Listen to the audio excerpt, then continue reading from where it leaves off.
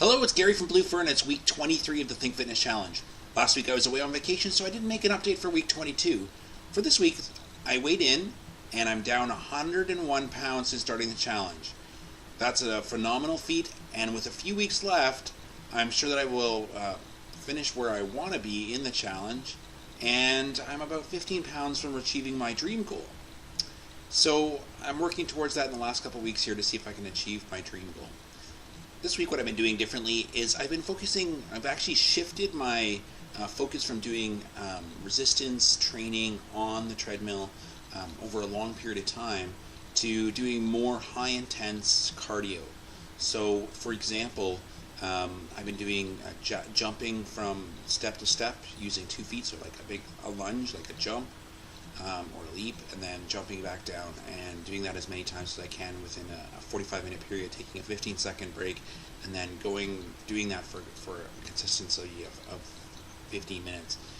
Then I'd also jump on the treadmill and do 30 minutes of interval running at 7 miles per hour, and then dropping down to 3 miles per hour. The other thing that I'm doing as well is I'm still doing some of the resistance, but not as much as I was before. The goal here is to start getting myself into shape a little bit more, so I can do the toning and get those calories burned. As I get thinner, they say it's going to get harder, but I don't think it really gets harder. You just have to work in a different manner.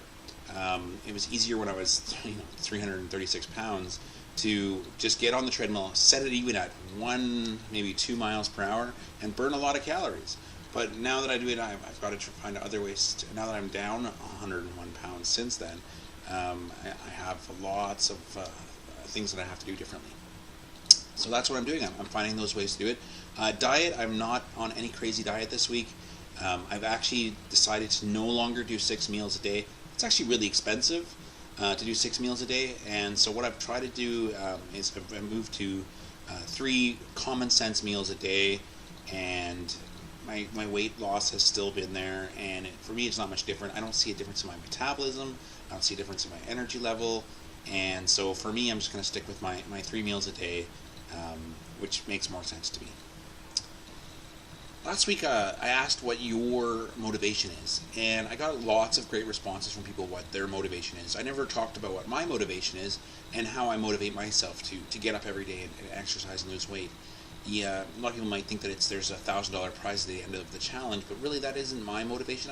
I was exercising before the challenge to lose weight, and it was actually my idea to do the challenge to push me further and to help others around me get into fitness, into physical fit form. What drives me is that I want to be there for my kids. I want to have a certain picture in my head of what I want to look like, and what I do is I envision myself as that. I look at myself and say, this is what I'd like to look like, and I envision that in my head every day. And what drives me to get on the treadmill is that I don't currently look like that. So the whole point is to get on the treadmill and to do whatever it takes to get towards that goal. Maybe not do whatever it takes, but to actually work hard towards getting that goal. It's just who I am.